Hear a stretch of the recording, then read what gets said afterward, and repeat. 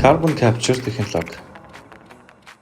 Аж үйлдвэрийн салбар дэлхийн агаар мандалд хэдэн тэрбум тонн нүүрс төрөгчийн давхар эслийг жилбэр ялгаруулж байдаг. Нүүрс төрөгчийн давхар эсэл нь цагуурын хямралыг өдөөдөг, үл үзэгдэх хийвлээ. Гэхдээ бид үүнийг барьж аваад, хадгалаад бүр ирээдүгөө эрчим хүчээр хангахад ашиглах боломжтой. Энэ бол carbon capture технологи.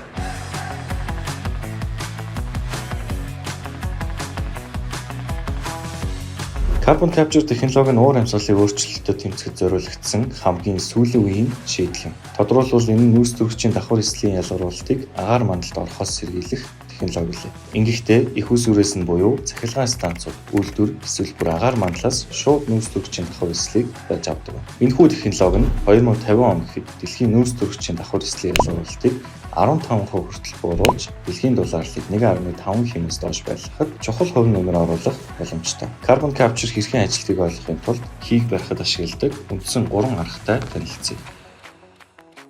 Нэгдүгээр арга нь дээрмийн дараа гэмт хэрэгтнийг олж илрүүлээд барьдагтай агаар нэг. Шаталтаас үүссэн утганаас нүүрс төрөгчийн давхар эслийг шингэн уусгаж ихэвчлэн аминод суурилсан химийн бодисууд ашиглан ялгаж авдаг. Энэхүү арга нь хуучин одоо байгаа байгууламжинд ашиглах боломжтой тул өргөн хэрэглэгддэг ажээ. Хоёрдугаар арга нь процессын эхэнд буюу шаталт эхлэхээс өмнө хийгддэг. Нүүрс, хий зэрэг төвшиг нүүрс төрөгчийн давхар эсэл болон ус төрөгчийн нийлэнт элемент болгон хувиргаад түүнээсээ нүүрс төрөгчийн давхар эслийг ялгаж авдаг. Ингэснээр эрчим хүч гарган авахд зөвхөн ус төрөгчийг ашиглана гэсэн үг.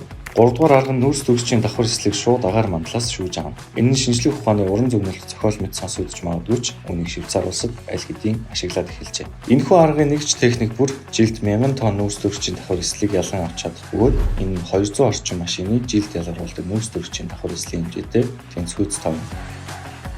Сонирхолтой баримт.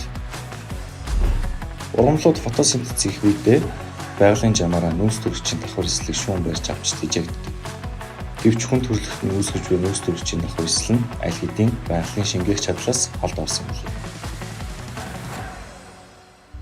Энэ бүхний дараа ялгаж авсан нүүрс төрөгчийн давхар эсэл хайчих вэ гэдэг асуулт үлдэж байна. Нэг сонголт нь хадгалах. Ингэхдээ нүүрс төрөгчийн давхар эслийг шингэн болгож хувиргаад газрын гүнд орших шахагдсан газрын тосны сан эсвэл давстай уст давхрах гэх мэт геологийн тогтцол руу шахах байдлаар хадгалдаг байна. Үр дүнд нь нүүрс төрөгчийн давхар эслийг хэдэн мянган жилийн турш аюулгүйгээр хадгалах боломжтой ажээ. Жишээлбэл Норвегийн Sleipner төсөл 1996 оноос хойш 20 сая гаруй тонн нүүрс төрөгчийн давхар эслийг нөөцлсөн байна. Эсвэл бетон бэхжүүлэх, нийлэг түлш үйлдвэрлэх, тэрч байтугай шинэ химийн бодис материал хийх байдлаар илүү бүтээлч үйлдвэрлэл хийх боломжтой. Энэ аргыг дэлхийн хэмжээнд хэрэгжүүлвэл жил бүр 700 сая тонн нүүрс төрөгчийн давхар эслийг агаар мандалд тарахаас сэргийлж чадах боломжтой. Таны шинээр хөгжиж буй технологи гэвэл нүүрс төрөгчийн давхар эслийг хунцар эсвэл бордоо зэрэг үн цэнтэй бүтээгдэхүүн болон хувиргаж хаягдал бүтээгдэхүүнийг үйлдвэрлэлийн хөрөнгө болоод технологиудыг дурдж болно.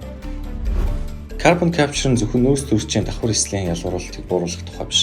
Давхар инновацийн тухай юм. Тус технологи нь аж үйлдвэрүүдэд ямар дэвшил авчирч байгаа талаар харцгаая. Дэлхийн хүнд үйлдвэрлэлийн 30%-ийг эрчим хүчээр тэтгэх боломжтой ус төрөгчийг гарган авахд онцгой нөлөөтэй. Ус төрөгч нь ердийн түвштэй харьцуулахад утаа ялгаруулалтыг 98% хүртэл бууруулдаг байна. Цемент, гангийн үйлдвэрүүд дэлхийн утааны 15%-ийг бүрдүүлдэг. Үйлдвэрлэлийн явцад нүүрс төрөгчийн давхар эслийг барьж авснаар эдгээр салбаруудын бүтээмжийг алдагдуулахгүйгээр ногоон ирээдүйд чиглэх боломжтой болох юм. Энэ чиглэлд дотоодын компаниуд ч хүч төрөн орж ирснийг Mac-ийн жишээ харуулж байна. Mac-чууд байгаль орчинд ээлтэй үйлдвэрлэл явуулах зорилгоор үйлдвэрээс ялгарх нүүрс хүчлийн хийг барьж хадгалах carbon capture технологи болон шингэрүүлсэн нүүрс хүчлийн хийг ашиглан нано талст үүсгэж байгаль ээлтэй бетон зурмагт толж ашиглах carbon cure технологиг тус үйл ажиллагаанд үе шаттай нэвтрүүлж байгаа ажээ. Мөн тэд Япон улсын Unico International компанитай хамтран нүүрсийг хийжүүлэн нийлэг хий үйлдвэрлэж түүнээсээ ус төрөгч гаран авах туршилтын үйлдвэрийн урьдчилсан техник эдийн засгийн үндэслэлийг боловсруулж байгаа юм. Carbon capture технологийн зардлын хувьд 1 тонн нүүрс төрөгчийн давхар эсэл тутамд 50-аас 200 ам доллар зарцуулдаг ажээ. Ирээдүйд энэхүү технологи хөгжих тусам шинэ инновацууд энэхүү зардлыг бууруулж үр ашигыг нэмэгдүүлэх боломжтой. Олон улсын эрчим хүчний агентлагууд 2050 он гэхэд дэлхийн уур амьсгалын зорилтыг биелүүлэхийн тулд 8 тэрбум тонн нүүрс төрөгчийн давхар эслийг хоригдлуулах шаардлагатай гэж таамаглаж байна. Цаг уурыг хэрхэн эрүүлжүүлэх вэ гэсэн том онцгойн чухал хэсэг болоод байгаа энэхүү технологи нүүрс төрөгчийн давхар эслийн ялгарлаас сэргийлж, үүнийг хадгалж, эсвэл үн цэнтэй бүтээгдэхүүн болгон хувиргаснаар доктортой аж үйлдвэрийн хувьсгал хийх замыг бидэнд нээж өгч байна.